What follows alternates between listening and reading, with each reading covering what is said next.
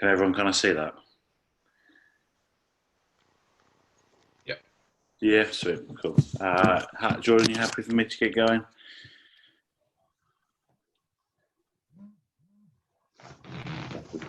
Yeah, get started, mate. Yeah, sweet, cool.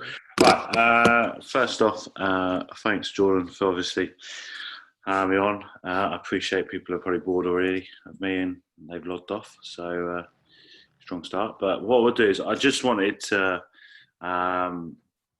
just a bit of background. Jordan kind of asked me to do some stuff on kind of pathways within colleges as well, and kind of how the county or the aspirational pathway works. So a lot of what I've done is kind of focused on the aspirational pathway more than probably what we do at college. But underlying, there's still similarities between both and kind of what we do at the college, and kind of how we support the guys there. So just kind of wanted to go through some real basic stuff. So just the aspirational pathway. I apologise now if there's any spelling mistakes. I am not academic in the slightest. So and then kind of how as a college we kind of support player development and kind of what we do in that sense, and how things have probably changed from the recent couple of years to kind of where we're at now, and obviously preparing. Like we take it quite strongly that as a college we have to prepare and for adult life. So it's something we've kind of really focused on. And what I've done is I've taken what I do at Midlands and kind of brought that into the college. Obviously, Greg, probably for you more than anything. So this is kind of where I'm at now, all the boring bits. I am by all means not a guru. I have no stake claims to that. I will not say what I do is the be all and end all. But if I can influence and give some ideas and stuff like that, that's all I ever really want. So obviously I know John and Jordan fairly well from the last 2 years at Peterborough, but I've been at Malton for 2 years now, going to my third year. Been Midlands coach for 3 years now. I'd like to say that's probably the biggest impact we've had. And yeah, last year completed my level 4, which was fun, quite enjoyable actually. It's not really what you kind of expected, I guess, from a coaching course, your traditional coaching courses. So I quite like that in that sense. So yeah, all the boring bits. So, but yeah, let's go on to aspirational pathway. To be honest, I'm a massive advocate for this pathway. I think this is the most underrated pathway going. You have obviously the academy pathway. You have that sector which looks after themselves, if I'm honest. But this, I think, is solely more player centred, and I know a lot of the other divisions now are probably on the same wavelength as us for what we're doing. I think I don't like going with the grain. I like being a bit slightly different. So we tend to do our program very differently. So the first 2 years I ran it with Dan Hemingway. So on the bottom, he's on the left-hand side. Currently head coach at Lichfield, cracking coach. But me and him basically just tried to revamp the whole of the Midlands pathway when we first took over. So yeah, it's been an exciting journey, really. So just to kind of bigger picture, aspirational now is obviously 18s and 20s. You kind of, if you listen to RFU, the senior England counties is kind of getting sacked off because of financial reasons. A lot of academies, I know Saints have a massive bias around 20s, England counties 20s, because a lot of them played adult rugby. But then there's obviously the 18s. They have to be non-academy players. So that doesn't mean they can't represent the academy. They can be participate and stuff like that, but they have to be kind of not affiliated with the Prem. It's a massive support of the county programme. I mean, you guys are probably aware of the hard work that the counties do. We get the easy job as divisions. We get the easy job, maybe the hardest decisions, but we get the easiest job.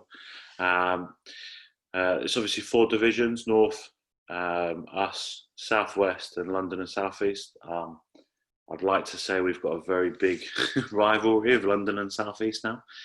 It's been brewing for the last 3 years, I think. So, yeah, it's quite a healthy competition, but we all get on well. But I think the biggest thing is for what we do is it's an extremely short program. So as a county program, you will see the boys far more than we will see them. So last year we basically had 2 training sessions and then a game and then a divisional weekend, whereas previously we've had 3 sessions and kind of gone from there.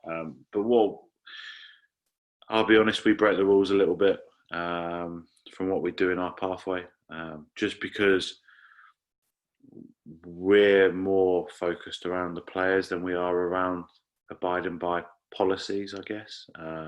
Doesn't say we break policies, it just means we prioritise what the players get first. So just a quick little breakdown of kind of what it is. It's obviously we have 6 counties in our region. Each region is very, very different. I would say we probably have the smallest player base, just because of the amount of Prem teams in there and the size of their squads. So we obviously have NLD, Warwickshire, North Mids, Staffordshire, East Mids, and then Leicestershire. So the way it kind of structures is you have 3 Super Sundays. So this is just for us. This is just a Midlands pathway thing. Southwest, I know, do it over 2 weekends. We just do 3 Sundays, and basically all the 6 teams I select the fixtures, so they play against each other, and we tend to pit them evenly, just so we can kind of see the best. We only get 2 or 3 training sessions with them. Now, every division is extremely different. Like, I speak to divisional coaches quite a lot. Counties, for example, they'll have them from under 17. So that's what I've put at the top. So a lot of county programs, probably the most successful ones that we work with, they operate from under 17s all the way up to under 18s. So it's like a year program. Myself and Dan did a lot of outreach in the first year, just to try and bridge the relationship, I guess, with counties, and that massively helped. They kind of brought into what we wanted to do and how we were changing stuff, and we have challenges, but we'll go through those a bit later. We as a squad get 2 or 3 training sessions. This is something which is a bit of a sticky subject, shall we say, when we get to the divisional weekends. Everyone runs it slightly differently.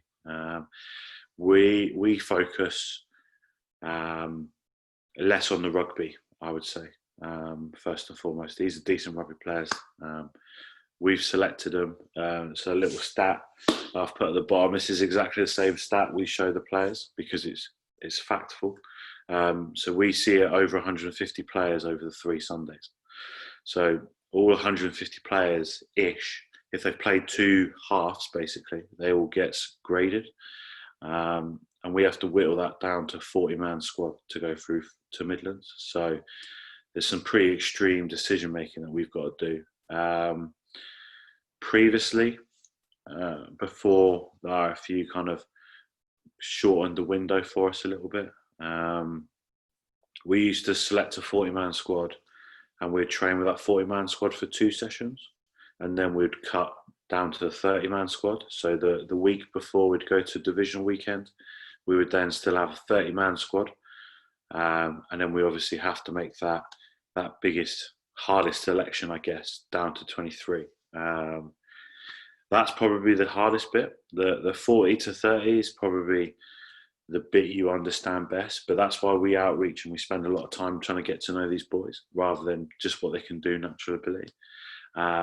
Something which I've always had a subconscious bias towards, and I will argue, excuse my language, the toss with the selectors about, is I would basically pick the diamonds in the rough. So I'm one of those coaches who would kind of look at somebody and go, come on and show me what else you can do. And if they've got a little bit of rogueness about them, we would kind of, that's my guilty bias, if they've got that little bit of on the edge, kind of hidden side to So yeah, the selectors massively help. Obviously, if we've got 150 players, it's a tough job they do, if I'm honest.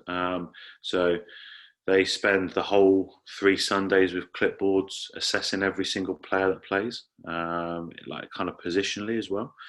So we give them kind of like a brief overview, which is kind of influenced a little bit by England, kind of what they're looking for there, their kind of visionary, and then kind of a little bit of what we see. So as coaches, we make the final decision. We've always done it differently. Every year we've done it slightly differently. But ultimately, there's a little bit of evidence. So something which our chair of selectors has pushed, and it's been fantastic actually. And we're probably the best. I'd like to think we're probably the best division at it. Is the feedback that we give the players. So he massively pushes the feedback going back to him as quick as possible. That's something which for me is quite key. So every player gets feedback, and it's not. Some of our selectors are awesome. We've got ex-professional players, we've got ex-top-level coaches, international coaches. Like we have a decent cohort now of selectors, but they get specific feedback. So, like for example, our guy that does the fly halves, the level of detail he goes into for their feedback is like phenomenal. He kind of puts and this is at county level. So this is when he's seeing the 150 players. This isn't our 40-man squad. This is 150.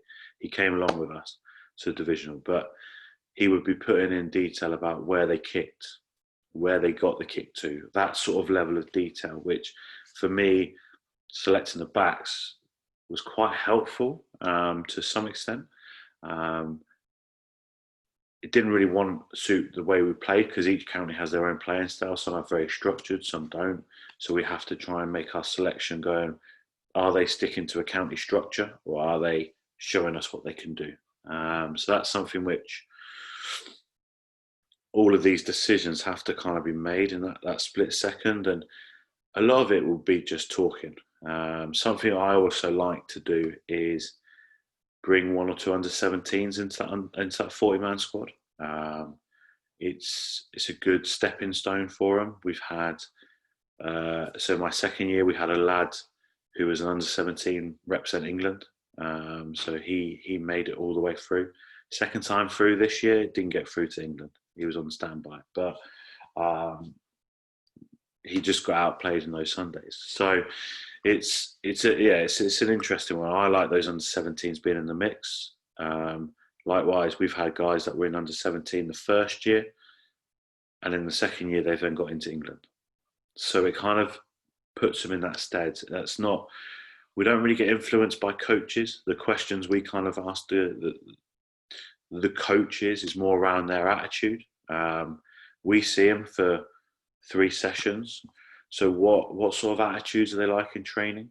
So when we went out and visited them in county training, so Dan very much did the north of our division, so like NLD, Staffordshire, North Mids, and I did Warwickshire, Leicestershire and East Mids. And when we went out and watched them training, we weren't there selecting. We were just watching attitudes, kind of who trains really well and then who maybe doesn't back it up. Because one of my biggest bugbear on any of these sorts of pathways, and I've seen it at county level, is people get through because they can do isolated skills really well. They will get selected ahead of players that will play really well in games. So we try and take that into a real kind of understanding who gets it, who kind of buys in, who's doing exactly as the coach tells them to, and then is that restricting them a little bit. So we know how the counties play and kind of get the head around us. They give us so much information. Yes, there is a bias around them telling us their best players. Wouldn't you, if you were in that position, you'd want your best players kind of going through? And we do the same at Midlands. Like if we highlight our players that we see when we've played games, we will 100% back them to go through. That's probably the awkward bit, but you've got to kind of trust your gut a little bit, and it is that professional judgment, I guess. So that's kind of the build up to the Midlands, I guess, and kind of that's all from a county perspective. And by all means, Greg, I know if you've got any questions at all, just throw them away and just chuck them in and stuff like that. Sis, likewise, and Jordan. So for me, county is so key. I think and 20s runs very similar. 20s just runs probably when our program starts. So a lot of boys that play in the 18s program, if they don't get picked for Midlands, they tend to play in the under 20s program quite early on. So our lad last year who played for England, he played with us at 17, played for England when he was under 18, but whilst he was under 17, because he was an early 18-year-old, he then played for under 20s as well, which I think helped him massively and probably definitely helped him towards getting into England. But he was a big old boy anyway. So yes, that's kind of the counties program. Each division will definitely operate very, very differently to us. Southwest, I get on really well with the guys there, and North, I know those guys really, really well. London, I haven't had as much time chatting with them, I guess. But we kind of really share the same views and kind of what we're trying to do. So kind of this is when. So after telling the boys, so that little graphic I showed you about the number of players, we show the boys that. So a lot of what we do over our training sessions is more off-feet stuff. So some may flog them and train and say, right, let's get the regime right. Basically we get given calls from England and we have to try and incorporate those. So basically England will only get a couple of weeks with them.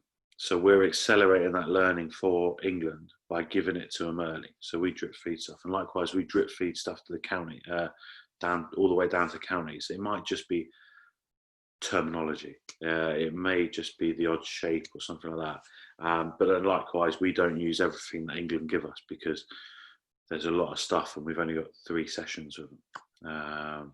So something we really put in place, and this has been from the start really, is these rules. We want every player to be curious. They have to become uncomfortable. That's the same with us as coaches. We've got to have fun, and we've got to challenge the norm and ultimately be proud. And these sorts of things weren't just made up. These rules were kind of also around me and Dan. So when me and Dan took over, like, we were these things. Like, there was a lot of things I was uncomfortable with. There was a lot of things I was curious to learn. I would really be curious. Like, Dan loved the line out. He's an absolute line out Norse. But I would be curious around that and kind of chat and ask him. And then me and him both made this pact that we would always challenge the norm. We would never necessarily conform for the sake of conforming. We would do whatever's best for the players.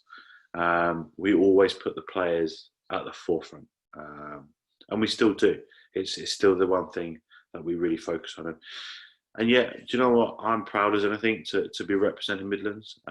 Something as a player I never got anywhere near. So as a coach, this pathway isn't designed just for players. It's also designed for coaches. It's seen as a developmental pathway both ways, and it should be, which is something that's so key. And I think the biggest one out of all of those is the middle one.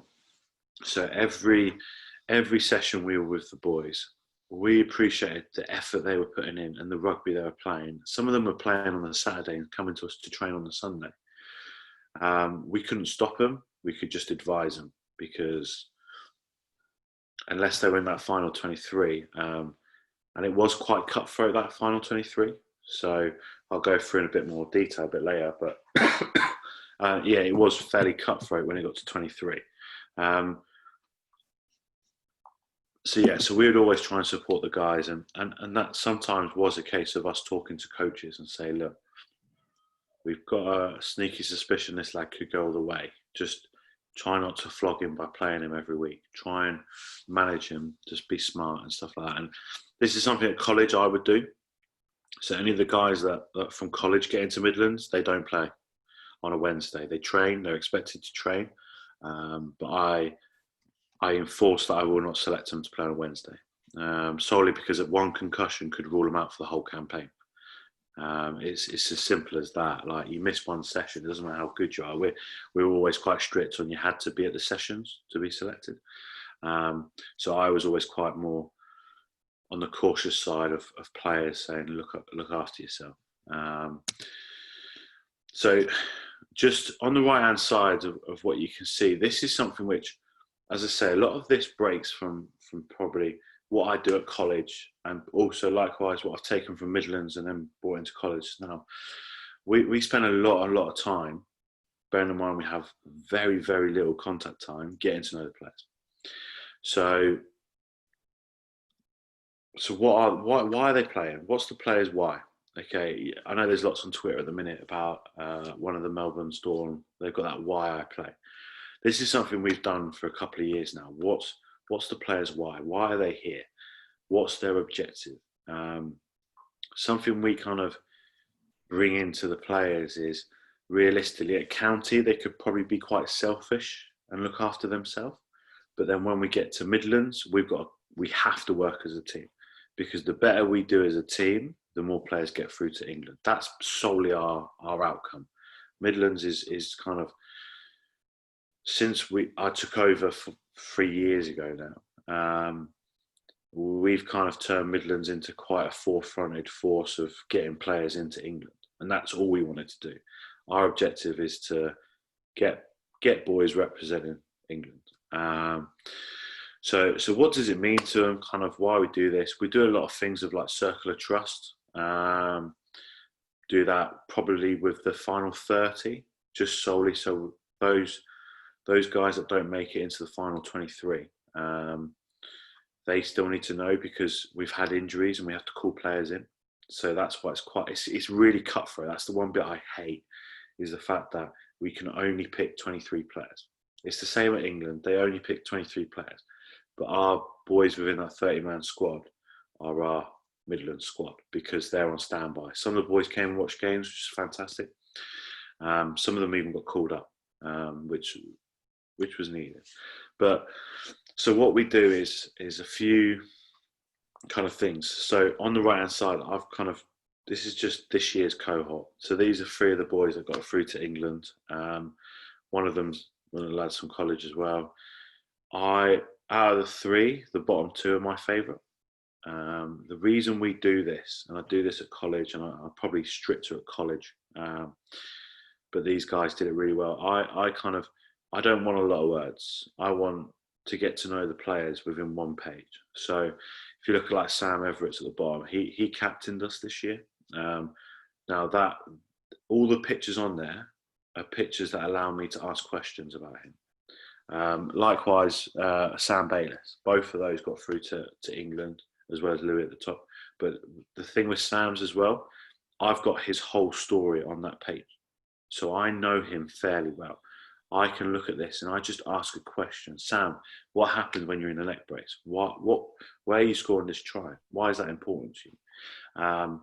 Just these little questions about digging deeper, and it really breaks down. It allows those sort of conversations to happen.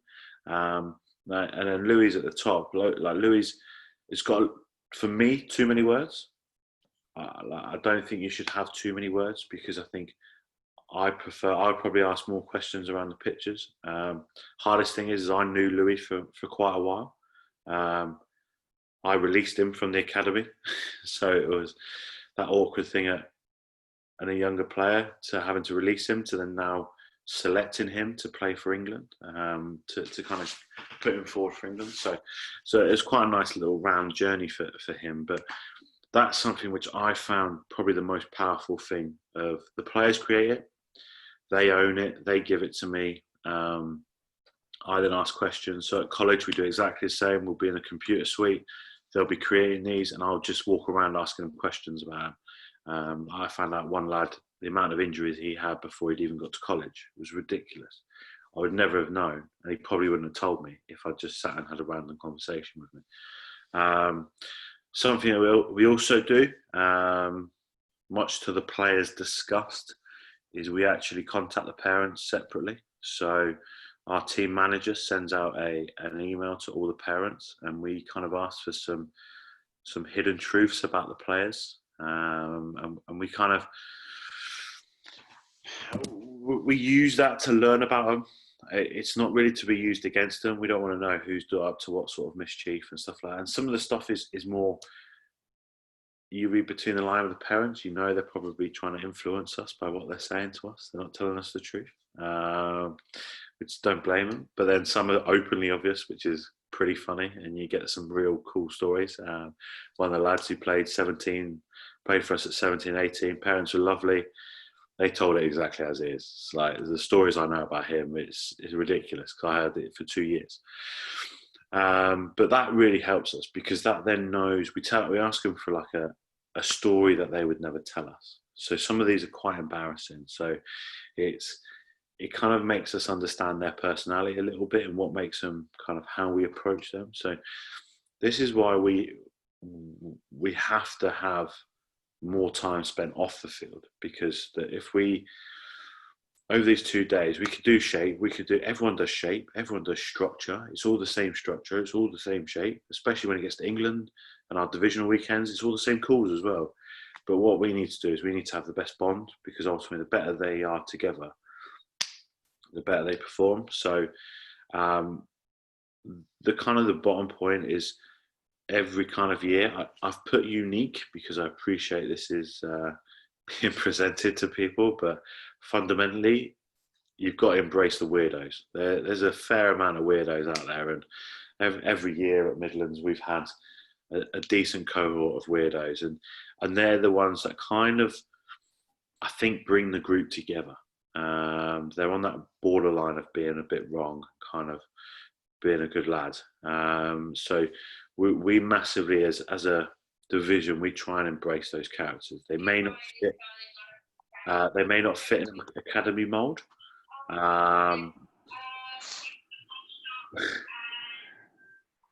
Who's that? Thought I was getting told off. But yeah, no, we kind of look at those guys. They may not. We get guys which have just been let down by an academy. They've basically been told. Players aren't stupid these days. They know that only 5 players are potentially getting contracts. They're not stupid. We've had players.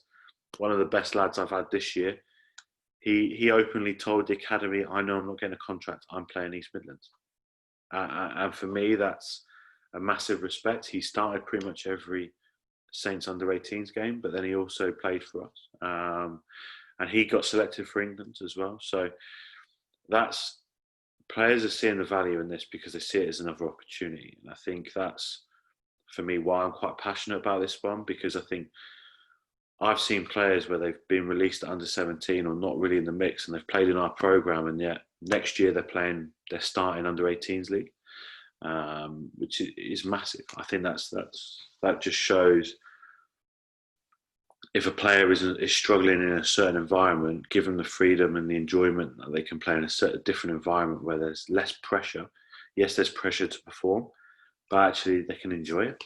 They do, and they excel, and that's the beauty of it. But that's all come from us basically getting to know them. We have to ask those questions and talk to them, and that's why realistically, if you ever come to a divisional weekend, a divisional training session, we probably only train for about 2.5 hours, 3 hours max out of a whole day, because there's what are we going to gain by flogging them? We gain nothing. We're better off having the chats over lunch and kind of getting to know who is a weirdo and who's kind of a normal kid, basically. So after training and all that, we kind of go on to divisional weekend. This is, for me, it's a great laugh. As a coach, it's brilliant. You get to share, you get to work with other coaches, you get to work with the England guys, pick their brains, ask them questions, ask other divisions and their players, speak to their players. So all 4 divisions kind of get together. Previously, it used to be over 3 days. We used to go to the lovely place of Stourbridge and stay in an amazing hotel in Dudley. But now it's over like a weekend and a day, I guess, because there's a week between the games. This divisional weekend is something that we've learned as coaches, and we've evolved as a management team, is this is so incredibly intense for the players. As soon as they arrive, they're being watched, pretty much. So something we encourage it, and it's come from training. We let them take ownership. We don't do anything around that. They own it. So every year we've been the only division that's rocked up looking smart, looking the same, dressed appropriately.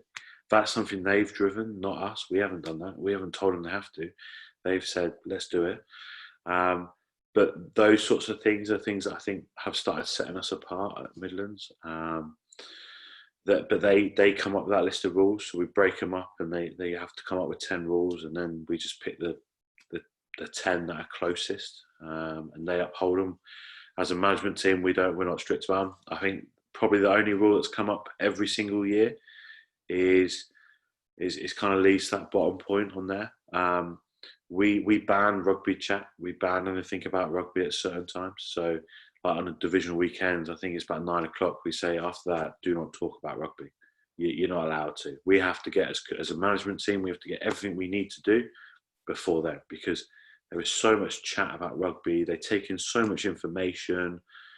All of this, their heads are blown. My head's blown by the time I finish with it, and I'm not really kind of having to take it all in. I'm delivering it to them.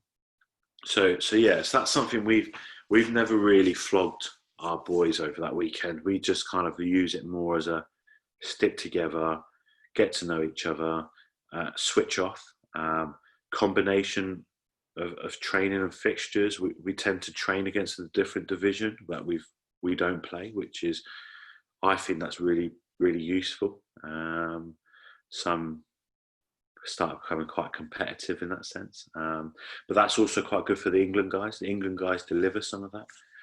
They ask the questions. They kind of challenge. They do exactly the same as what we do when we're at the Midlands kind of setup. But it is a massively big team bonding exercise as a squad, and something we've said around every Midlands squad is they stick as a team. All right, so we still keep in contact with my first cohort of group. I still speak in contact with the second year. I still speak in contact with this year, even though those guys didn't get the chance to play for England. But we still stick in contact, keep in contact with these guys, because that's the bond we've kind of built up. We've only had 4 sessions with them, but in those 4 sessions, the distance we've come is probably the same as most teams would come in a pre-season. So what I kind of link it to when I do kind of adult stuff is that first night out, I guess. Well, we don't have night out because they're all under 18s and they don't drink at the division weekend. So how do we get to know them? So we've done all sorts of stuff. We've done kind of bowls. We've had cricket, indoor cricket and stuff like that in the hotels and stuff like that. We do a bit of analysis. We do a bit of prep work on the opposition, but that's not really for us. That's for the players. If they want to do it, they do it. If they don't want to do it, we don't do it. It's completely driven by them. This year's cohort didn't want to do any because their heads were done. It was physically and mentally quite draining day. So they were like, we don't really want to. And we kind of agreed with them. We didn't need to. So divisional weekend is great. We finish with a game always on the Sunday. It's a great sign off for the boys, if I'm honest. Then it's a waiting game for them. So for them, they have to wait until the Wednesday afterwards, which is pretty brutal. But we then get the beauty of calling those guys that have made England. So that's quite cool. As a bit of a breakdown of this kind of England cohort, they played 2 international fixtures. So this year they were going to be based at the college, and they were going to play their 2 international test games against Ireland at Bedford, which I went. So that picture at the bottom, that's where I went out to Ireland, out to Dublin for the final test. Watched the boys play. So that was last year we did that. It was a fantastic experience for me, let alone those boys, because that was the first time they kind of won they won that last game, which meant it's the best result they've had on Irish turf. The year before they beat them both at home. So every other year it alternates, but the England guys only select 23 players. So you can see in that bottom picture, out of 23 players, we had 6 players selected for England. So on an average, we're getting in about 6 or 7 players. Annoyingly for me, it's never many backs, it's more forwards. But we're getting almost a third of every England squad every year. It's between us, London and South East, and these boys then progress onto far greater things. Just a handful of those boys in that picture, kind of the stuff they're doing now, is unreal. Some of the guys that have been in the Midlands in that same team, what they're doing as well is unreal. So for me, we kind of hammer into these boys that whether you get to England or you get to Midlands, this is a stepping stone. This is your next step into going further. And that's why we really support them. So we've done stuff where we've helped them abroad, we've helped them uni stuff, and we really they ask us straight away. That's something we kind of openly do and give as much feedback and support to them as possible. So within that, they are in camp for 2 weeks. They run it as a proper tour, kind of a proper England camp. They train a couple of times a day. So the lad with the knee brace on, next to the tallest lad in the picture, Louis, he was at college with me. He's finished this year. I kept in contact with him quite closely just because he was one of the college students. Same with all of them, to be honest, whilst they were down in Portsmouth training. And they were saying how intense it was. So these camps are kind of an experience to them. That's something which England want you to be. It's an experience. And for me as well, going there and seeing that whole experience, they treat them like they're an international team, which is, I think, for them is fantastic. So that whole camp, that whole regime, they also do a couple of days where they go outreach. So they will go out and they will see the local community. They will do some local community work, which is kind of, I think, quite powerful for these guys, because these are 17, 18-year-old lads. Some of them are complete weirdos. Some of them are quite socially awkward. But actually having to go out there and give their bit back because they're wearing the white shirt, I think is quite key for them. And they do take an immense amount of pride in it. Some will say it's only England counties, but it's still wearing a white shirt for me. I think that's really key. So to put it in picture, the tallest guy you saw in that picture, he's now signed for Leicester Tigers. So within a space of a year, he was playing Championship rugby. So Ollie Chesham's on the left, the Leicester Tiger. He signed for Tigers this year. This is ultimately, I think, because some of the academies really buy into this program.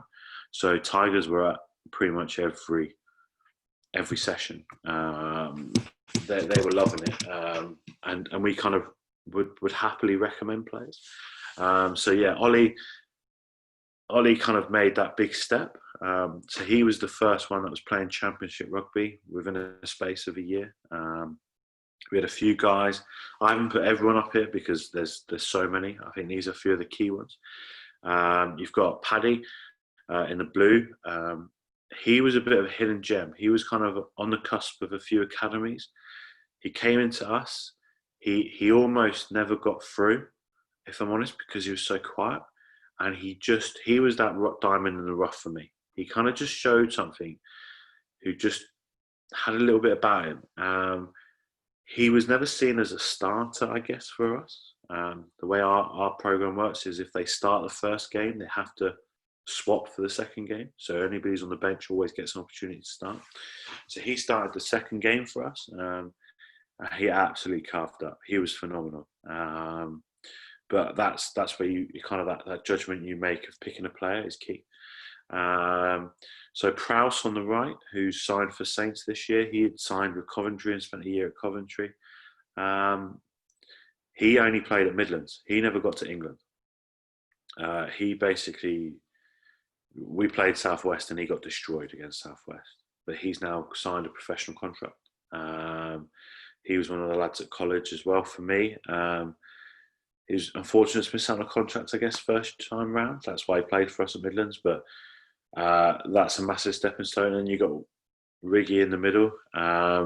He's currently at Cardiff Met. He's an incredible cricketer. He spent a year out in Australia playing top level cricket.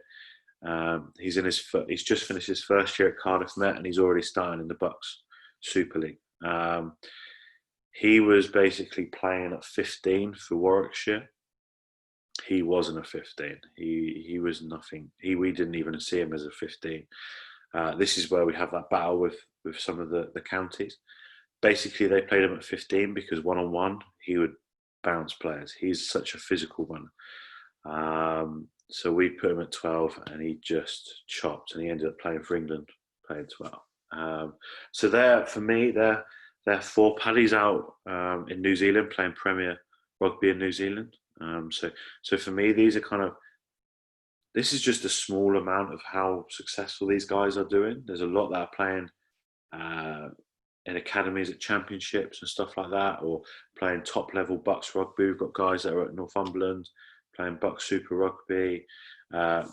Isaac, who was with Riggy, that same cohort, he's playing Cardiff Met first team as well. We've got boys at Amptill. There's so many to name. I think these 4 are kind of the key ones. And for me, Ollie, who's at Tigers, he was an absolute freak. As a second row, he's put on a bit of timber now, but the way he spoke about the game and he didn't actually train with us. He was injured for the whole divisional stuff, but he was there every session. And the level of detail he could talk about, he would have been our captain, if I'm honest, but he just didn't train. He was so much detail, so much about him. He was just carrying an injury, but we knew he was that good that we had to take him through. And obviously he went on to captain England. So he was the England counties captain. We do, however, have a lot of challenges within this pathway. Multitude of different things. This is just some of the stuff which I've kind of picked out with regards to our pathway, not necessarily north, not necessarily south. Counties, you get counties operating very differently. I think some of the best programs operate as a year program, so under 17 all the way through to under 18. I think those programs are probably the best ones. They know their players better than anybody else. So I know Leicestershire do very well at that. Warwickshire have adopted that model now. NLD have been doing that for a while. But they know their players. So if we ask them about their players, they'll tell us the honest. They won't kind of beat around the bush. They'll be honest. But it's still a challenge. The counties. We have a few counties that want to play to win, and kind of how they operate themselves. I guess on the touchline, I think is quite key. This is a pathway for an aspirational pathway. It's about representing and everything. So that's probably key. And likewise, it's probably getting selectors and counties to believe in what we're doing. We always do the last Super Sunday. We've probably thrown a few curveball rules where like they're only allowed to do 2 mauls a game, for example. You can't kick it directly to touch. That's been the make or break of some players. We actually tend to, because these games are played over winter, we actually see more from the wingers in the last Sunday because the balls are staying in play. And the boys enjoy it, the counties enjoy it. They're a bit against it to start off with, but they get it. Some of the other challenges, I think this is more on a selection point of view. I call them Instagram moments. You probably all know what I'm talking about, where somebody's just got a few clips they could put together and just put it on Instagram where they look awesome. Sometimes our selectors get a bit blinded by those 1-2 moments. So for me, my selection policy is, that's great, now back it up. Unfortunately, one of the lads we didn't take through to the final 23 in my first year, he was probably along that lines. He was graded the best 10 throughout the whole programme. But what the selectors didn't see is how every now and then he shied away from a bit of contact. The Warwickshire 6 at the time, who was our captain, he went out hunting for him and he put him under a lot of pressure. Yeah, he made 2 line breaks in the first game, but that was it really. So Instagram moments is a big battle, especially around selectors. And some of our selectors are probably stuck in their ways. this is how we used to do it. This is how we do it. I've had a selector tell me that you'll never play for England if you can't pass, if you don't pass off the deck as a scrum half. So there's a lot of that bias there. There's some where they're saying you've got to pass it off the deck. There's some that are saying you just pick the right selection. And do you know what I mean? It varies because every year is different. So that's kind of key, making sure we kind of get those guys to buy into what we want as well. Time with the players. For me, this is the biggest thing. I don't think I've worked with Midlands cohort I wouldn't have wanted to work a whole season with. Every cohort have been phenomenal. And the talent we've had is what we achieve in such a short space of time to go in from 2 to 3 sessions to then go in, right, let's play. And we do it right. Like we're competitive. The boys start tearing up, and that's the challenge is how do we get as much information into them without overloading. That's my biggest thing. I always want to get to know them. Building relationships is key, and you'll see when I start talking about the college stuff, it's all about relationships. Travel logistics is a major thing. Probably not just for us. I think Southwest probably have it worse when they've got guys coming all the way from the deep, darkest places in Cornwall to like Western-super-Mare. So we're probably a little bit more blessed that we probably get some people maybe coming from Scunthorpe down to us. We tend to try and base ourselves fairly local or central at least, just so it makes it easier. But then that's also stuff we have to take into consideration. We have a day with these guys.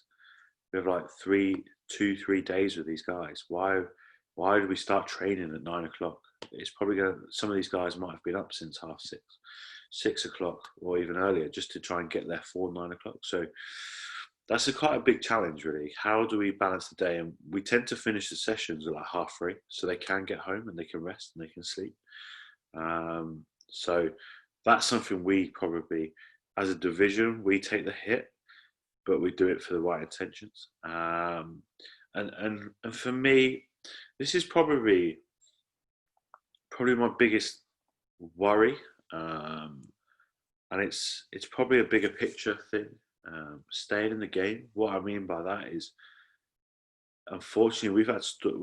I know of players that I've stayed in contact with, and they're not really playing a lot of rugby.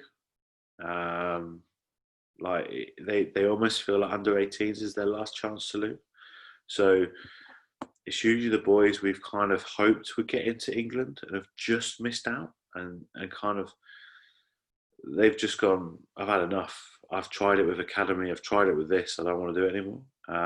So for me, it's how do we take that approach and support them as best we can? Some of these guys go off to uni. They're playing it like uni, but are they playing to the level they can play at? Probably not. There's a few guys that are at uni that literally are on standby for England, and they're playing 4th team pub rugby for their uni. So that's for me probably something I think is probably neglected, I think, from the whole pathway. And I think that's for a whole of under 18s. I don't think people understand the impact that as an 18-year-old getting these sort of setbacks, what could it do? I think that's why there's a big drop off, because going from under 18 rugby to adult rugby or university is massive. I don't think there's enough kind of support along that line. So we try and help them. If there's guys that come to us and they say, Phil, I want to play at a higher level, we will help them. We will guide them. We will never tell them to leave somewhere. We will just say, look, where you are, could this be higher? We've got guys that have gone to uni and they said, Phil, do you know anybody in this area? Can you help me? And we've helped them. So yeah, so staying in the game, I think, is my biggest concern. But I think that's a far greater issue. That's something from bigger than this pathway. But unfortunately, we do see it. So that's kind of that's probably, I guess, the aspirational pathway. Does anybody have anything they kind of want to ask about that sort of pathway, I guess?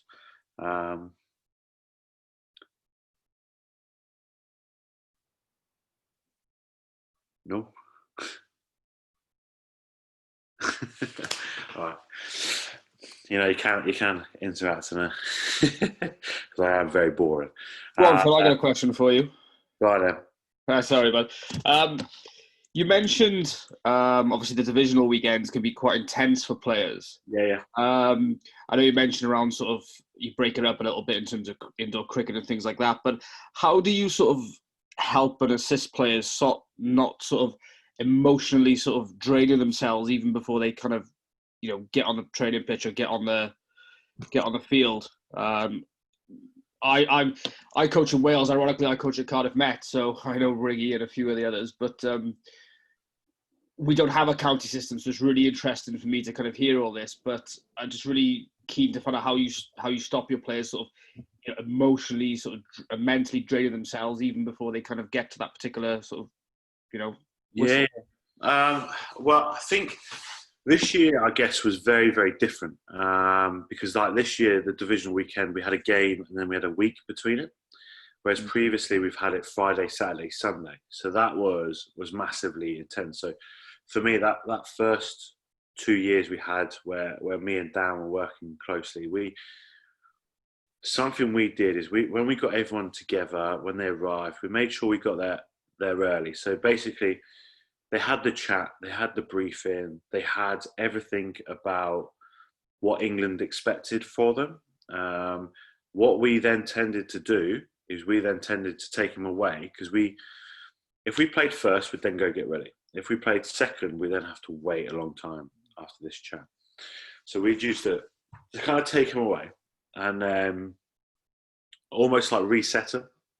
So something we hammer them from the start is it's about, even if as an individual you've got an aspiration of playing for England, you're only going to play for England if you buy into as a team.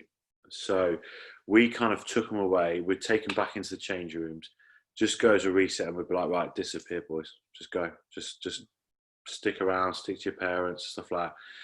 That's probably the first day, which is pretty easy because I think that's when you've got the most like nervous energy. That sort of kind of, got to perform. And I think for me, the biggest pickup after that is after that first game because of the pressures they've been put under and they put themselves under more than anything else. Is the stuff we do on that night. So when we were at Dudley, we used to go back to the hotel. We used to have a team meeting time, and we would have a laugh with them. We would be in the hotel. We'd always have this big conference room, or it might even be a small conference room. It made no difference. We'd have a little debrief. We'd probably get them to something we really pushed was about how honest they were. They had to be honest with us. They had to be honest with each other. And what we kind of learned quite quickly from these guys is the ones that we needed to put our arms around. And there was one or two that we had to put our arms around and go, lads, you got this. For you, Nick, I guess if Riggy kind of kept to himself. Riggy does Riggy. But what we would do is we would have a debrief session. So one room, we'll meet the backs in one room, forwards in another room, and they would lead it, and they would have that, and they would say, "Do you want to look at anything else? Do you want to do that?" And it's probably, weirdly enough, I think because they are that under 18 age group, they're a bit awkward anyway. So they're at that borderline, and fortunately for us, there was always a Six Nations game. So the first year we did it, which was Riggy's year, it was England-Scotland where Scotland won. So for that was quite a good switch off. We would send them back to their room on a Saturday and we'd be like, right, go watch the rugby, chill with your mates, go. There was a little pool, and I mean, it was a little pool. And they did that. And because where we were based as well, we kind of gave them a lot more freedom than probably the others divisions maybe did. Sundays were also a big challenge for us. Saturdays were quite intense. So the old structure was Saturdays would always be training. So you get to Stourbridge nice and early. They'd get a coach across. We always went on the coach with them. We'd probably start taking the mick out of someone pretty early on for whatever they did. And that's where, like I was saying, having those kind of wrong uns in the group, quite a good thing, because they just kind of take that emotional energy out of it.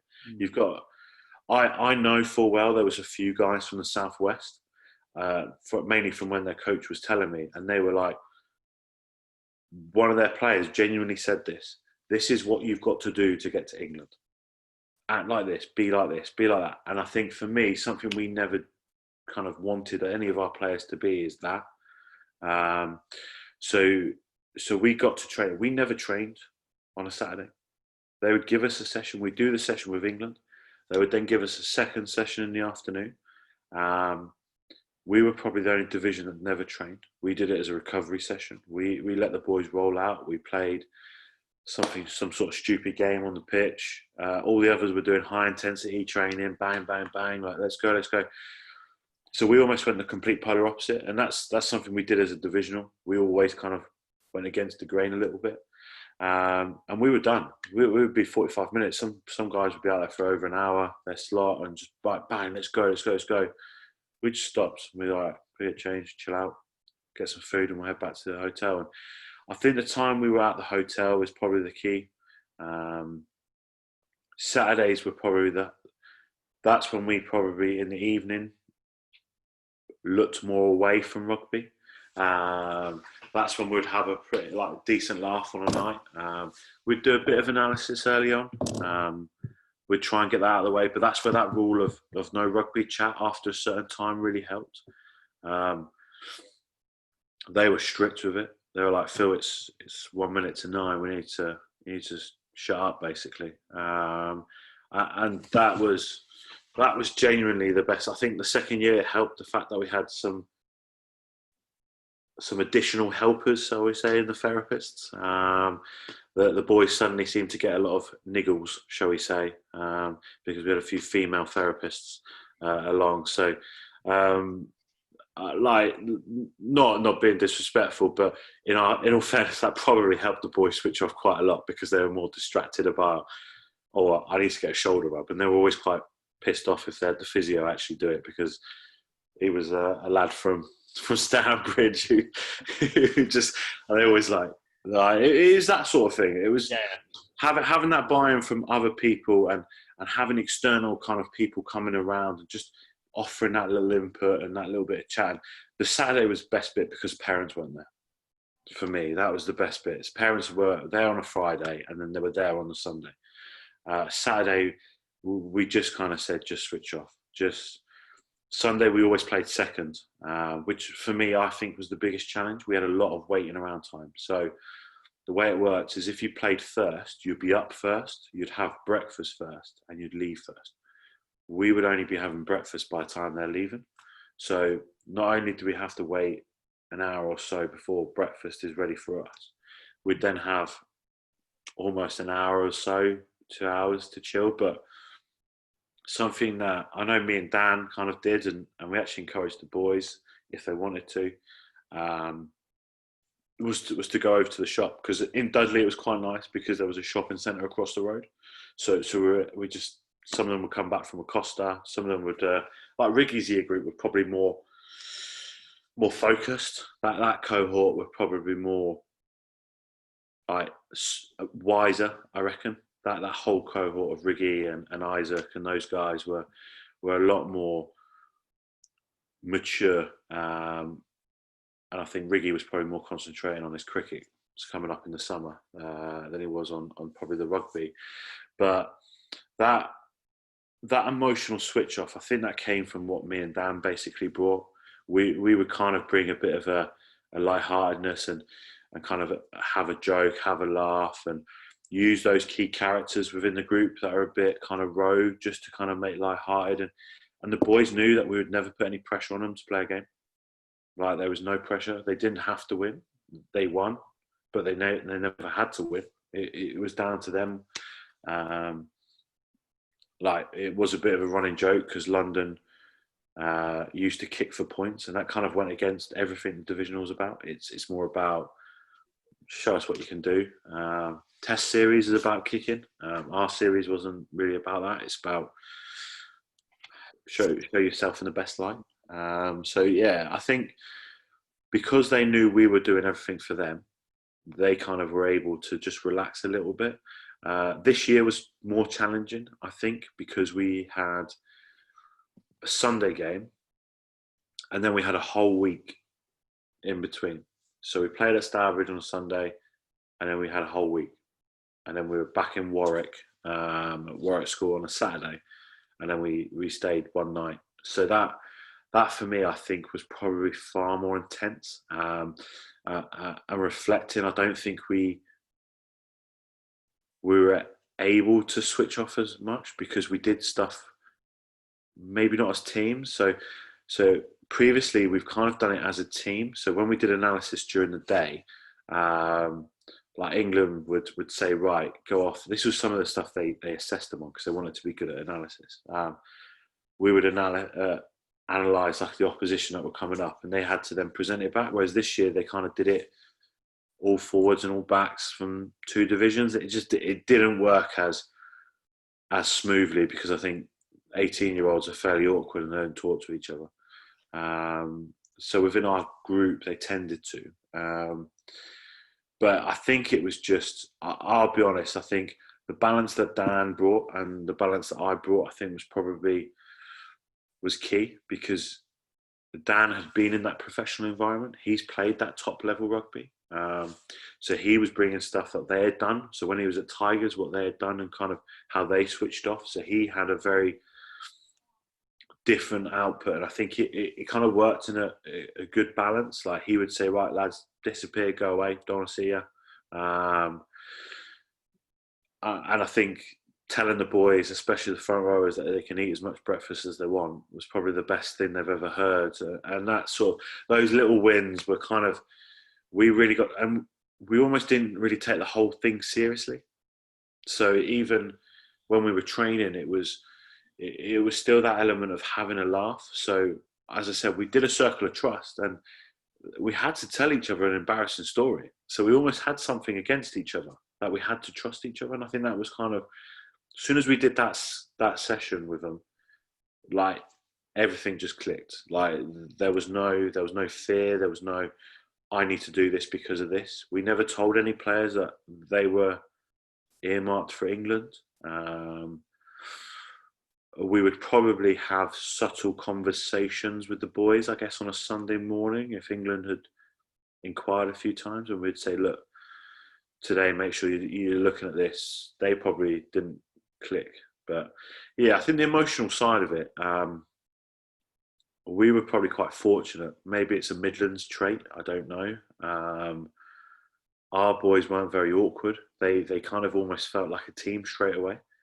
I wouldn't say it's an easy win, but I think the fact that we had these kind of group rules, no phones at the at meal time, like those sorts of things, those silly little things. Everyone does them, but it was just a nice little switch off, and I suppose giving them a little bit of freedom as well. I mean, one of the lads was on Tinder Gold; he was loving it. But it was that kind of, we treated them like adults. They kind of had that bit. I guess it's a hard one to answer. I would say going forward, we've probably got a bigger challenge with this week between, because I think that gives you more time to reflect. Whereas previously you had a Friday game and it was like, look, all right, you didn't play well. You got 2 days to sort it out. You got a Saturday to prove during training and you got Sunday to play. Whereas if you didn't play well on the Sunday and you've got a whole week until you get seen again, I think that was probably a bit of a harder challenge. And I mean, one of our lads who the year before as an under-17 played for England, he struggled this year. And I think he had a lot going on anyway. But I think he probably put more pressure on himself expecting that he should play for England again. And I think there was that subconscious that England had probably contacted his parents and said, is he doing it again? Is he doing this? So for me, it was like trying to bring him down and say, look, mate, just enjoy yourself. Like, you're here now. You show everyone what you can do. And I think that's something I naturally do. I naturally try and build quite strong relationships. Try and find those guys who who need a little arm around them, kind of the kick up the arse, and kind of maybe just need to be left to simmer maybe. Yeah, I don't think there's a one-way fits all, if I'm honest. Some teams do excessive amount of analysis, excessive amount of team meetings. It might work for them, I guess. But I think because our boys, we kind of let them lead on it and say, look, do you want to have a meeting? And they're like, yeah, we'll have a meeting. But yeah, emotional side, that was probably it. It was allowing the boys to switch off and enjoy yourself. It's not serious. You're not academy. There's none of that pressure that you have to perform and you're representing this. You're doing it for yourself. Yeah, I suppose it doesn't really answer your question, I guess. Oh, it's a good insight there. I appreciate the answer. I mean, it'd probably better off speaking to Riggy and Isaac. They'll probably give you a different insight as a player. I know full well they'll tell you a different insight to England than what we did. Ours is very much more relaxed compared to England. And I think that kind of helped. And I think that having the Six Nations on when we did the campaign massively helps. Ironically, England always play crap. But it gives the boys a switch off time. It also gives them to see the players, the coaches switch off as well. So yes, that's probably it. Emotionally, just we're probably in contact with them quite a lot throughout the week, prior to the week, building up. Lots of touch and base with them, making sure they're calm, making sure that. I think the communication we have with the parents is quite key as well. So the work the team manager does is probably underrated. Making sure they know everything. We probably get the videos to the players quicker than any other division, and to the parents, I guess. But yeah, I think the work we do prior to the actual divisional weekend probably sets them up. Like we have a couple of ex-players who've done the campaign come in and talk to the boys and actually give them an honest insight and say, like, this is what it's actually like. Those sorts of things, I think, really help break down those barriers prior to actually getting into division weekend. So they know what to expect. It's not a shock to them. Yeah, I think that's probably... Yeah, no, I appreciate that, Phil. No, that's right. Right, so college with regards to player development, I know obviously Nick, you've probably got Charles, haven't you? Charles Rylands down there as well. Yep. Yeah. Look, I took over 2 years ago. Sis, your son was there obviously prior to when I was there. College has been a bit of a roller coaster last couple of years. I guess I took over in the nicest possible way. It was probably in a fairly bad state. The rugby academy, a lot of change for the students. So, for example, Charles's year group, I was their fourth head of rugby in a space of 2 years. So those sorts of things had a massive impact. Now, kind of something we've kind of done, and I know Charles is already prepped for me coming into September. We've got a whole host of loads of different things that we've got going on to kind of support the players now. Going for a whole different change at the minute. I think that's a blessing, I guess, with COVID, I guess, allowing us to switch off and rethink differently. This is kind of my ethos, hence why Midlands kind of drives it. Mine is learn, develop and challenge. That's my philosophy. Someone's got to learn something new. No matter what, you've got to develop what you've already got and challenge them. Key kind of things we talk about is what's in your toolbox. I know I saw something on Twitter talking about like game design coaches and coaches that are using game designs and stuff like that. And for me, as the tweet was saying, these are all tools, and we've got to give the tools as many tools as they can to do the right job. So being a college which is slightly a construction based and a land based, it's quite good to link it to tools. And ultimately we use the analogy, you don't send a plumber to a job with just a spanner, do you? You kind of have to give them all give them the tools, but they have to work out what ones they want to use. So a big thing we've done is building relationships. I was fortunate enough when I took over at Malton, I'd already coached a few of the boys, or knew them from when they were younger, maybe in with the Saints Academy and stuff like that. So that gave me a little bit of a stepping stone. And the guys that were new that first year as well, I definitely coached them when I was under 15 academy. So we had some sort of bond, and everything was about kind of finding that potential, unlocking it. And some of the boys have been in academy programs for the whole life and stuff like that, and it's getting those ones that can ultimately shift.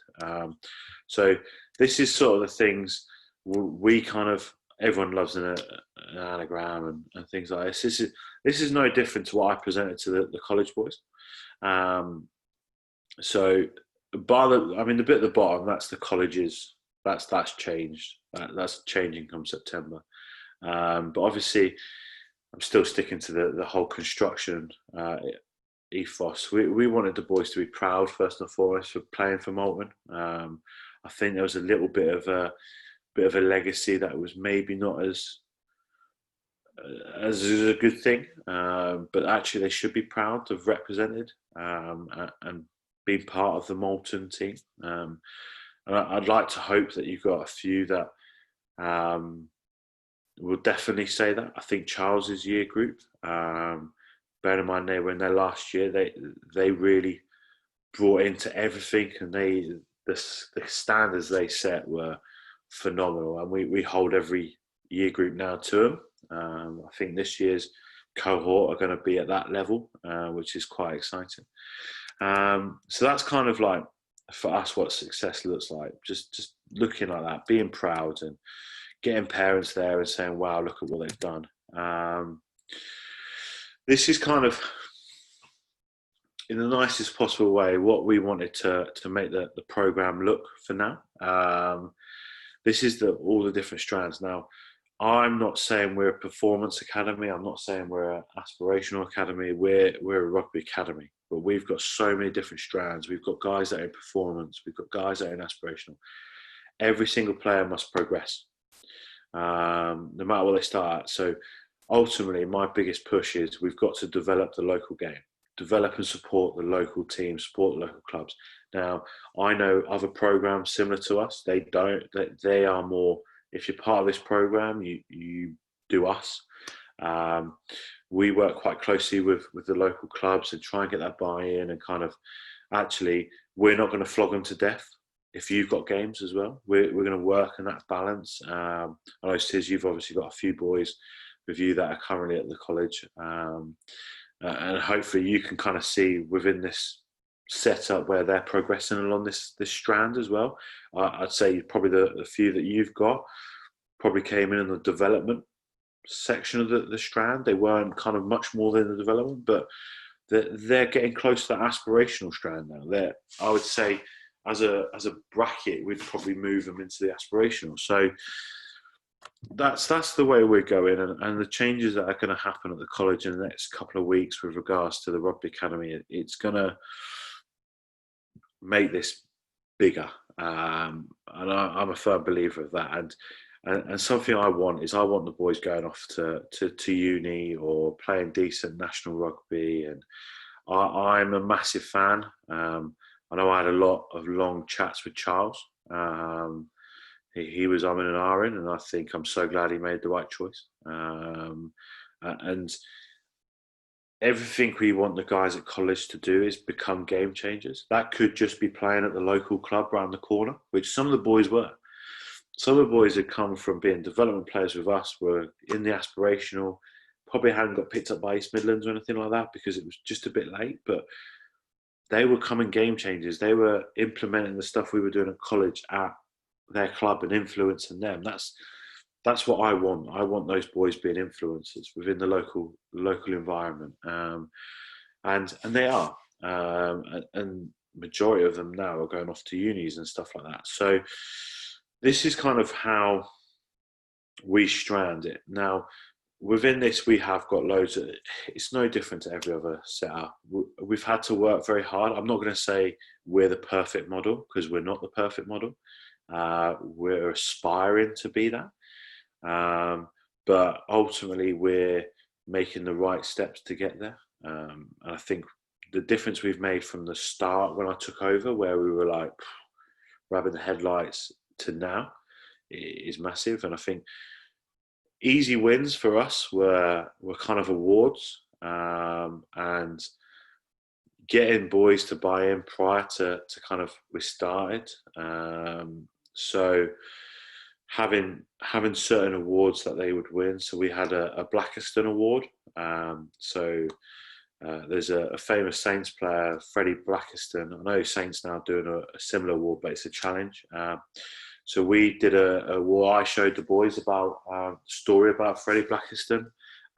So he was like a medic in the army during one of the wars, and so he saved like a ton of people, sacrificed himself, and kind of that put his life in danger. And we kind of did an unsung hero kind of award for that. And that would be someone who probably least suspected. We had trainer of the week. We called that hero. We had Batman. I tried to keep things a bit more light-hearted, because I like to think I'm more of a light-hearted guy than a serious guy, because I think you got to have a laugh. These kids are a bit awkward. They need to have a laugh. So Batman was key. That was our top defender. So who could defend the most? And then we had our Magic Man. So our most creative player. Just a little bit of my photoshopping skills were absolutely dreadful. I think that probably made it even more enjoyable for the boys. And this year we now do it in the lecture theatre. We get them all in and we do it as a big award once a term, kind of thing. We've got a few more things that we add in. Like I think we've got our Rocky, who's our best gym trainer and stuff like that. Hey, it's a laugh. The boys all laugh at it. But I think deep down, like, it's not about a trophy. It's about recognition for what they're getting. Something we did at Peterborough, and I've done at pretty much every club I've been at, is trainer of the week. I literally would buy the cheapest, crappiest thing from a shop. But the fact they got some sort of acknowledgement that they trained really well was key. It started off as like a Kinder Egg, because especially with adults, they love that. It's quite a bit of a childhood, that Kinder Egg. Whereas I think for our boys at college, it's a pack of Oreos. They tend to like that. Anything food-based they like. So yeah, it's those sorts of things are really helping us buy in. Our cohort going forward into September is probably mentally a lot stronger. The way we now structure our season supports the players and their development as well. We structure our season very much that September to December is our heavy season. So that's our under 18 fixtures, maybe get a few under 19 fixtures if we can. And then after Christmas, it's under 17s. So the reason behind that is we have guys playing in the 18s league, and that starts that time. We have guys that may be going to Midlands, that starts there. And we have guys that may be bypassing Midlands and going to under 20s. So actually working that thing and using January to kind of March-ish, even though we're running sevens at the same time, it allows the boys completely, like our under 18s know that it's not as heavy. Their first term is the heavy term. The second term is actually it's personal to them. So it may be a case of they're playing for Coventry. They're doing other stuff. So that second term is quite key for their development, because we do a lot more around them actually stepping into being an adult. That might be prepping them, or that might be making them go to some older under 18 start or adult stuff. It might be a case of a few other things, but that second term is quite key, because in our first years kind of get that ownership. This is us. We're going to, it mirrors like, I guess, a county program. I've taken what I've seen other counties do and bring it into us, and it just allows the boys time to mentally switch off, because you've got to remember, these guys, however much they want to do a rugby program, we train 3 times a week. They'll be gymming twice, playing on a Wednesdays. That's far more than probably most adults will do in adult rugby. And I know I've spoken to Charles down at Cardiff, and we've spoken to guys at Trent and stuff like that. And it's probably close to what those guys do. You guys are doing at that uni level, if not more. And these guys are still playing outside as well. So I did a little survey last year, and one of our players was almost doing ridiculous amount of training, and that was one of the biggest things. We kind of encouraged swimming instead of going for runs and stuff like that. Like, it was really alarming actually getting them to write down how much training they're actually doing, because I never want to take away from clubs. The challenge we've had is a lot of our boys, when they get to the under 18 category, so after December, they may start playing men's rugby. But they also may start playing men's rugby before then, and their bodies are starting to break, and they're mentally not ready.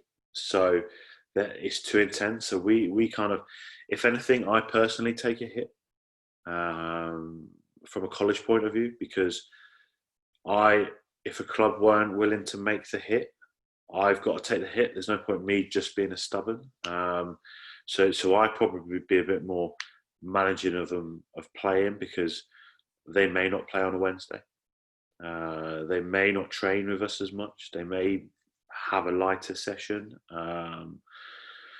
That's something I will manage, because I'm seeing them more, and actually I've probably got a better duty of care than a club coach who basically is forcing them to train on a Thursday after a game, and then play again on a Saturday.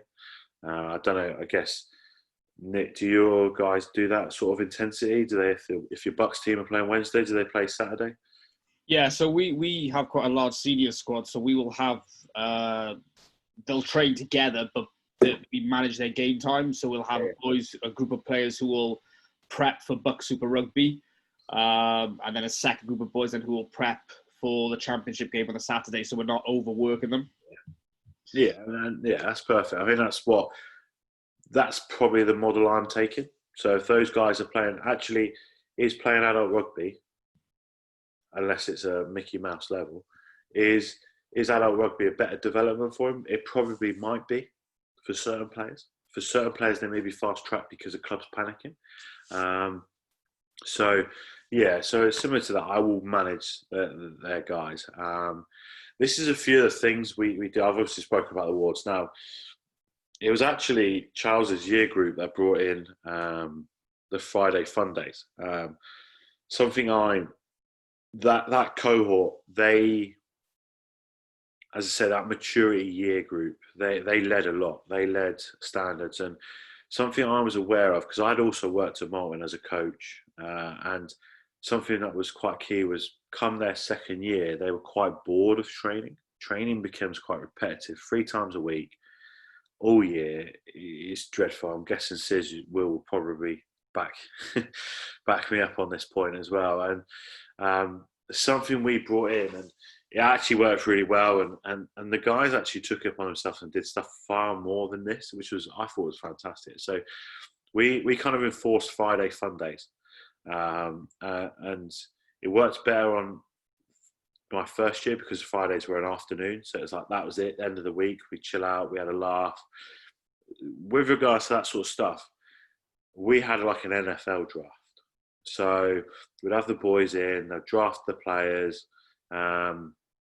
Some boys would take it way too serious. We put a premium on certain players, and it just became a laugh. And we'd have trades, so we'd play kind of like some sort of high intensity games, but during the rest period, they'll be able to trade. So you go from having a really dominant team to every team being fairly flexible. They may have to wear a certain attire on those days. It was literally just about, we still do rugby, but hey, a lot of these guys will be playing the next day. So actually it's about probably mentally switch off. So our Fridays were always a mental switch off day. It was kind of a, let's switch off mentally. That was something which I kind of then keeps me quite invigorated, I guess. I have to think outside the box and try and be a bit more creative, because there's only a certain amount of drafts and trades you can do before they get bored. but that's the beauty of under 18 rugby, I guess. Something we try and enforce, and I want our college to be the best at 2-on-1s, whether that's the middle of the pitch or out wide. I don't care where it is. A 2-on-1's a 2-on-1. So we try not to become robots. So we've played fairly, I guess you talk to it as a structure. We only play it if the boys want to play it. If they don't want to play it, we don't enforce it. We kind of give them the tools again. But within this kind of framework we gave them to play in, it was all about them making decisions. There was endless opportunities. It was no different to doing a breakout skill where they were doing it in a section, but we were just playing it throughout a game. We were doing this in the middle of a game, in the middle of a pitch. And it was something I've played around with a few times. Had success, not been successful. Sometimes it's like that first year group were very mentally switched on rugby wise. So they enjoyed that challenge. They enjoyed that kind of in-depth look here, and they played around with Lego and kind of worked out, how do we get into this kind of formation? What can we do? They problem solved so well. I didn't really have to do too much with it. Probably the biggest challenge with it was probably getting our guys that were, oh no, this is my role, I do this. Kind of breaking that mold. But when they actually started doing it and they were carving up against all sorts of teams, I remember one game, I was on another pitch due to an injury, and the boys finished the game. It was against Mysco, and they tore them apart basically by playing this kind of formation or whatever you want to call it. And the first thing I said, they came over to me and were like, "Oh my God, Phil, this works. This is awesome. This is insane. Like, it worked so well. We did this, we did that." And actually, it made them work less. They didn't have to work as hard. So for me, being a fat, lazy player, that would be my perfect model. I wouldn't have to run around loads. It was kind of a balance between rugby league. I guess to put it, we had two teams on a pitch, a left side and a right side. The beauty of it, we had a left-footed kicker and a right-footed kicker as well. And it just worked lovely. We played it with challenges. We did all sorts. We played. I remember one game, we ended up playing rugby bingo because they wanted to set themselves targets and challenges, and they loved it because it made them think. And something that I know the boys at Peterborough will say, and I know a lot of the Morton boys, I love a grubber kick. I think it's the most underrated tool in the game. I think it's so underused, and that's the sort of thing I would encourage our players to use. Look for that. A lot of them would love a chip, but a chip is only okay sometimes, whereas a grubber could be far more beneficial. And we had a right foot and a left foot kicker looking at those corners, and we had teams with England under 18s players up against the wall, and it just shows that giving them this ownership around that shape, and they weren't robots within it. They were just finding 2-on-1s. If there's a 2-on-1 in the middle of the pitch, you execute it. That's all I want you to do. And kind of finally, it's that engagement away from the pitch, and something we're developing. And I know Charles on board to, I guess, promote Cardiff Met. Is we're doing a bit of a mentor program now. So we're now developing these guys mentally. I'm only getting ex-Moulton students in to basically talk about loads of different things. We've got guys that are playing national rugby and running their own businesses. They're coming in. We've got a few of the guys that are playing pro. They're going to come in. We've got a lad who's in Scotland playing pro. He's just going to do maybe some technical video work. But I've created this whole mentor program around just solely ex-Moulton students, mainly because I think some of these guys are doing these courses and they don't really know what they want to do. They're in that same mindset I was, like, great, I can play rugby loads and I get a qualification at the end of it. But are we preparing them for real life? Are they wanting to go to uni? Are they wanting to play highest level rugby? Are we giving them a fair reflection? So that's something I want. I want them to be able to, well, actually, I'd like to start my own business. how do I do it? Let's speak to this person. He knows how to do it, and he's also played high level rugby. So that's kind of where I'm trying to look at that whole approach, because it's easy to get input from just rugby players about rugby stuff. And like James Grayson, I want him to come in, but not necessarily talk about rugby. I want him to talk about the stuff he does away from rugby, because I think some of that stuff's far more beneficial to these guys in preparing them, giving them all the options. Like, I remember I only went to college. I mean, I went to Malton like 15, 16 years ago. I only went there because I had to be 18 to be a firefighter. So I appreciate these kids don't really have an idea as well. Some do, some don't. So yeah, getting that engagement away from the pitch is key. We do a bit of a jobs club now, so we're going to be promoting jobs in the local area, getting them some kind of employment as well, so they have that sort of idea. I mean, these things aren't, like I said, I'm not a guru. I just want to help people. Yeah, I think for me, as I said, that's the cohort at the bottom, which there's boys in there that are probably playing first team rugby level 9, 8. And there's boys that are playing first team Bucks, and there's boys that are playing premiership rugby. How we got that cohort together. Yes, the framework, what we used was very complicated to explain. That's why I don't really want to explain it, because it's complicated, but actually it's a rugby league mentality. It's a two-sided approach. I having played rugby league twice, it confused the hell out of me playing as a 10 and not being able to go both sides.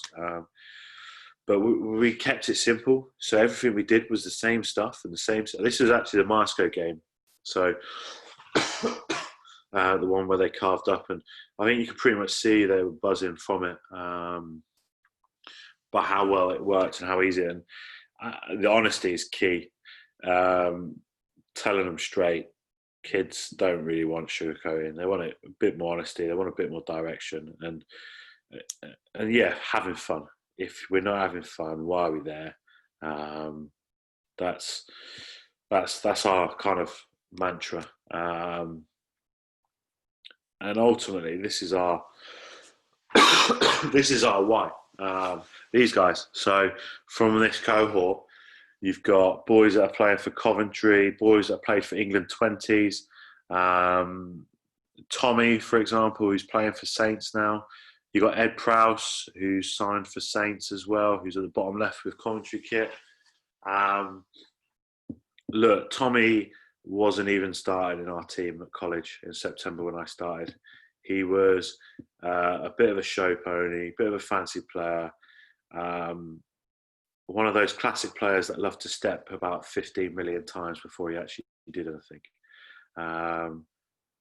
But moving in position, so we moved him away from 10, played him in the centres, and I literally told him to stop stepping. He's only got one step. He just carved, and like there's something about it. He's going to be a special player, but he came down the pathway. He was playing East Midlands until kind of Saints were like, he's going to be coming with us. So Tommy was kind of one of those, came out of nowhere. Sharpley, who played for under 20s on top right, he was one of those lads who had a bit about him. Probably if he'd taken his rugby a bit more seriously, he probably could have pushed on a bit. Obviously, you got Charles there, Cardiff Met. He was probably a bit of an unsung hero, I guess, for me. Someone I still speak to quite regularly. I speak to a lot of these boys quite a lot.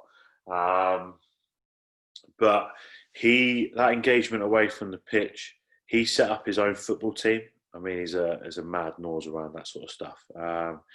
And he loved it. He put on Instagram posts of all the college lads that signed for his team. And they had a five-a-side football team that played the Power League. It was just an absolute kind of, I don't know, just a mad kind of thing. But he led a lot away from the pitch. As a captain, he was sensational. Louis James in the middle in the England kit, he wasn't even on our rugby program.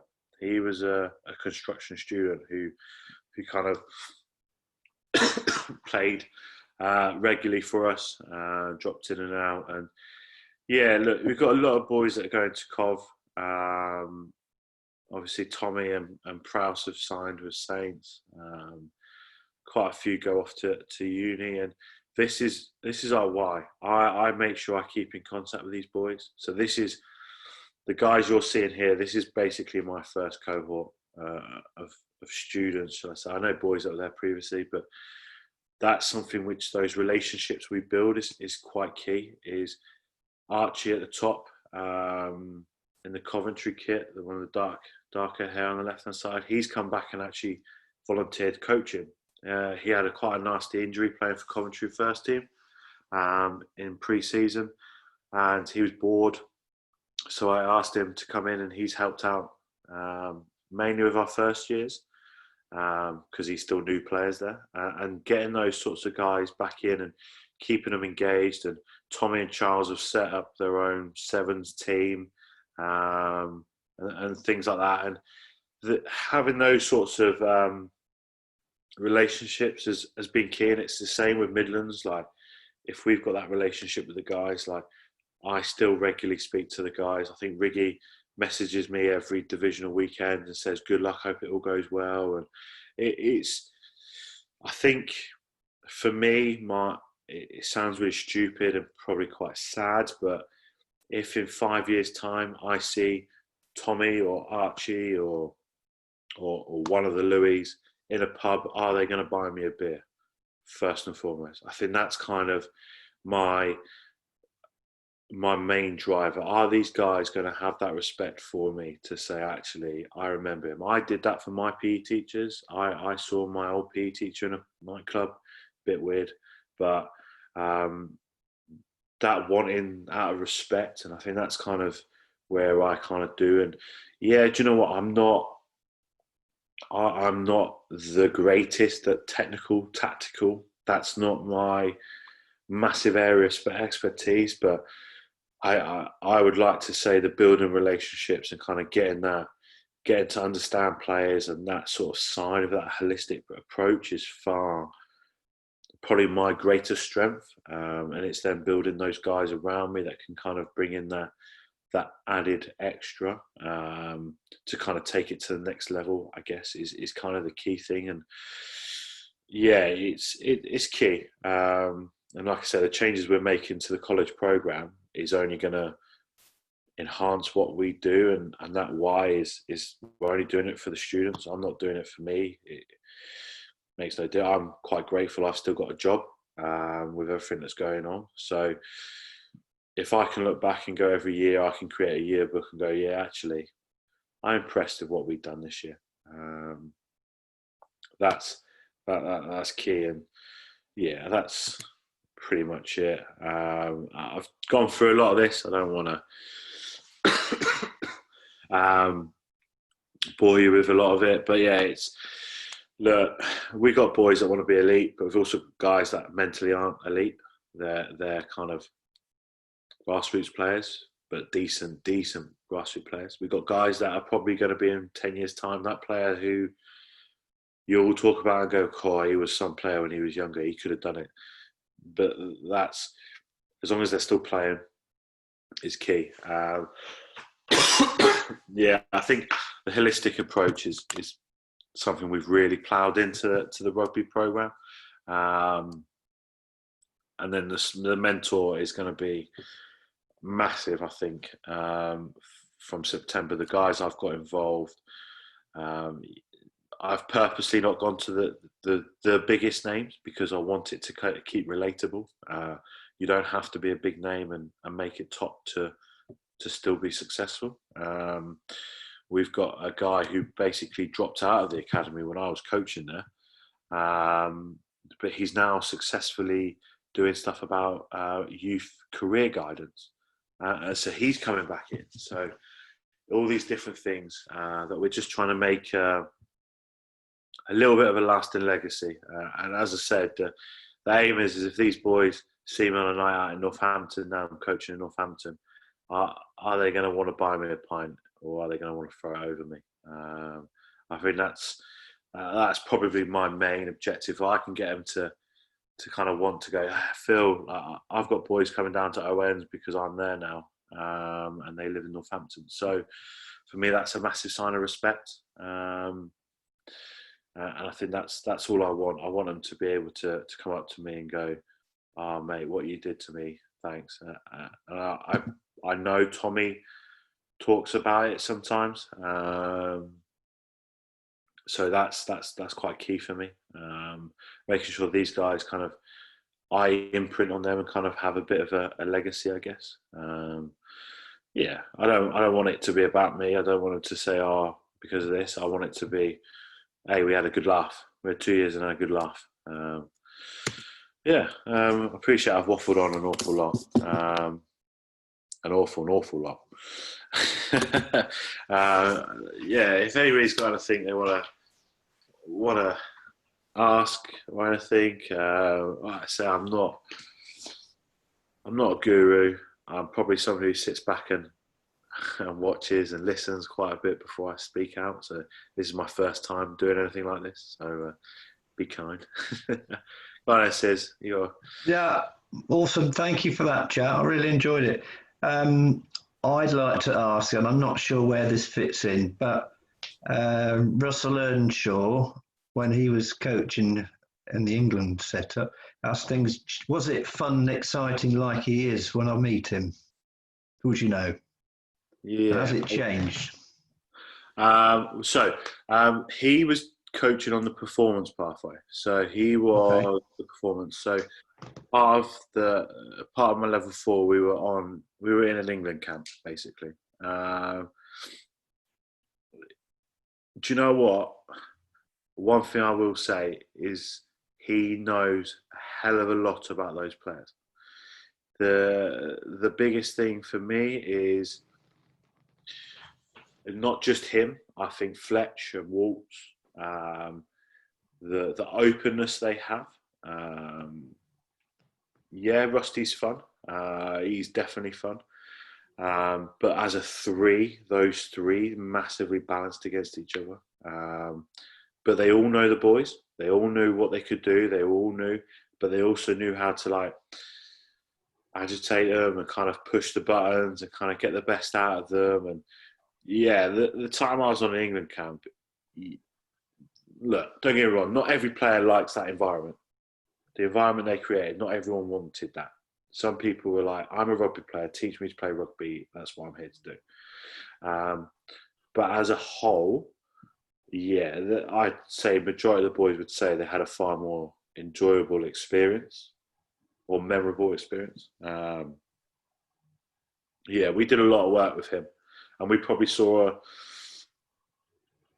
the fairer him through our level 4. With Fletcher and Waltz, we had them free pretty much most sessions before they changed. What it's like now, I don't really know. Don't get me wrong, there was an element of expectation, performance, but they also challenged them mentally. They kind of set standards. It wasn't all about let's just get a tennis ball out or a half ball out. There was a purpose behind it. There was a reasoning behind it. Not every player probably understood it, I guess. So I've always taken whatever those guys do and put it in the right context. Those watching that England camp when we were down in Bristol. So to put it in context, that's your Samsons, your Ollie Slight-Holmes, that kind of cohort. They were all down there.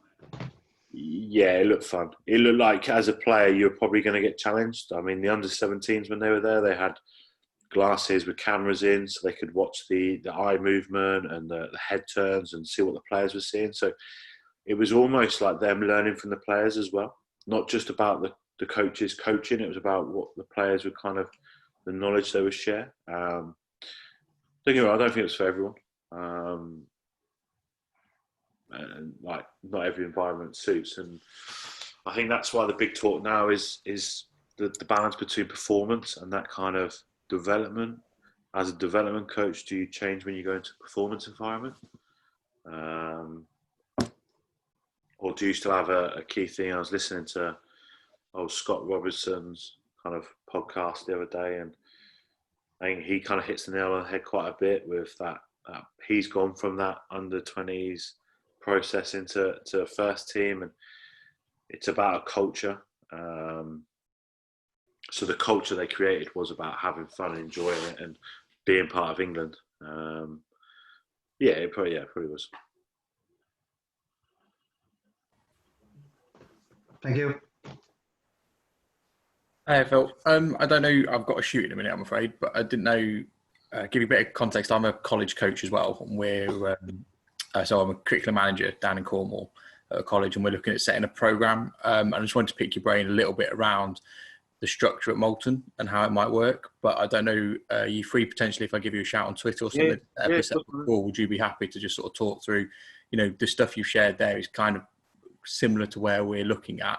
Obviously, where you guys are at is where I'd love us to get to, but more around the club game sort of focus being, as opposed to, obviously, we've got a lot of competition with some of the Chiefs links with Truro and Penwith and Exeter sort of bracketing either side of where we are. So it's looking at, but I loved your model, the aspirational and not just about the performance side of things. Yeah, definitely. I think we've gone through a big learning curve, a big development and big change, and where we're going probably is slightly different. So 100% I'm happy to. And I've had a little bit of experience of being in your shoes of kind of setting something up, because did it at the Moulton's rivals. So it was 100%. Just drop me a message or get Jordan to I'm happy to pass on the details and you can sort something out.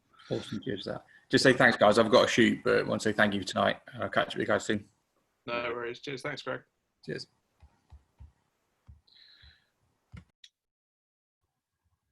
Nick, Cool. Any other questions? No, nothing from me, buddy. Sweet. Might have to pick your brain too, Nick. More than welcome, buddy. More than welcome.